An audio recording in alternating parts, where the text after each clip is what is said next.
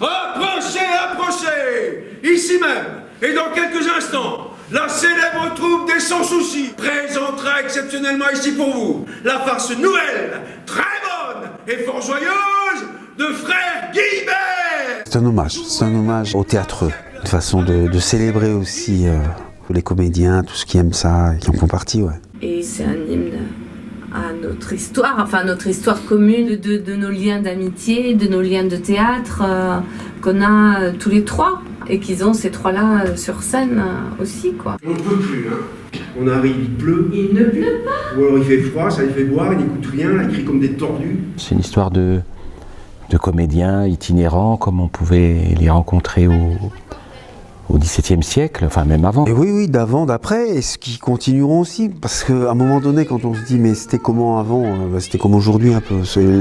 Bien sûr, le contexte a changé, les choses ont changé, mais c'est les mêmes galères, c'est les mêmes plaisirs, c'est les mêmes joies, les mêmes peurs, enfin j'imagine. Hein. C'est urgent de changer. C'est à eux de faire un effort et d'essayer de comprendre. Là, voilà, l'histoire se passe en 1660 et c'est une troupe de comédiens qui jouent des farces médiévales, avec les aléas de la météo, du public qui sera là ou pas, qui réagira ou pas, et qui jouent de foire en foire, une fois, deux fois, trois fois par jour, et en essayant de mettre toute leur passion sur le tréteau. Là, l'idée, ça a consisté à prendre cette farce du XVIe et à la jouer au XVIIe. C'est-à-dire un siècle qui tourne, enfin de famille, de génération en génération, un siècle qui tourne cette farce et montrer comment elle arrive à son terme, quoi, comment c'est la fin. Ça, j'ai jamais rien lu sur la fin de la farce. Donc on a imaginé que ça a pu se jouer à l'arrivée de Molière, quoi. Et pas tous, mais au moins deux d'entre eux se disent que quand même il faudrait passer à autre chose. Vous pouvez jouer comme ci, mais pas comme ça. Si tu ne fais confiance qu'au public aussi. J'ai lu quel dernier mot. Maxime représente plutôt le passé, Zabo le présent, et Jean qui lui se projette un petit peu dans un avenir. J'ai froid, il a pris 3 gouttes tout à l'heure, vous avez vu? Avant la farce, il arrive en retard, il arrive de Paris, et on a compris qu'il a rencontré quelqu'un qui l'est transformé, voire transfiguré. Donc on devine que c'est Molière et... Puis il dit, il y a des choses qui se passent là, il faut s'y mettre. Hein. Passer à autre chose, à un théâtre plus écrit qui mêle à la fois la farce et la commedia dell'arte. Si l'une de vous me demande, pour astiquer cuivres et fers, approchez car je suis expert.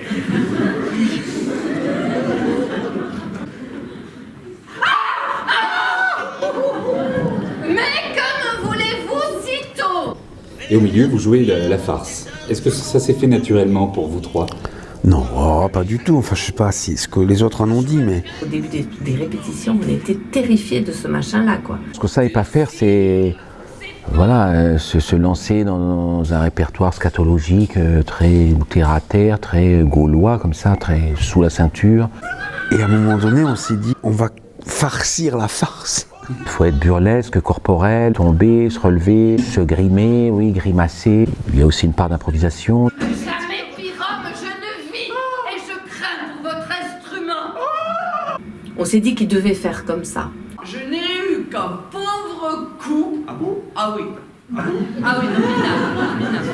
Mais non. Ah si. Frère Guilbert. Ben non, pas du tout. Frère Guilbert, réputation usurpée. Mais pas du non, tout. non, minable. Qu'est-ce que vous racontez? Non, mais enfin, j'y Devant étais. tout le monde. J'y étais, je sais de quoi je parle. Non, c'était... Un homme fort, ça valait rigoureux. pas la peine, enfin, oui. Rigoureux. Et à partir du jour où on s'est dit, mais on s'accorde toute liberté. On pourra pas s'égarer, si on sent qu'on se perd, on revient au texte, et c'est comme un guide, un fil, donc on risque rien.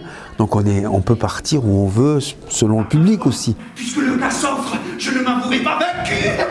S'il a envie, comme ce soir, de rire, de partager, ben nous, du coup, on prend des risques. Car et voici l'étui à couilles. Et par Dieu, j'en serai vengé. Combien on a fait, Maxime? Je voudrais vous dire quelque chose. N'ayez pas peur, Maxime, je vais finir la saison avec vous comme convenu, et sans dénoncer le contrat qui nous lie. Tu as raison, tu es libre.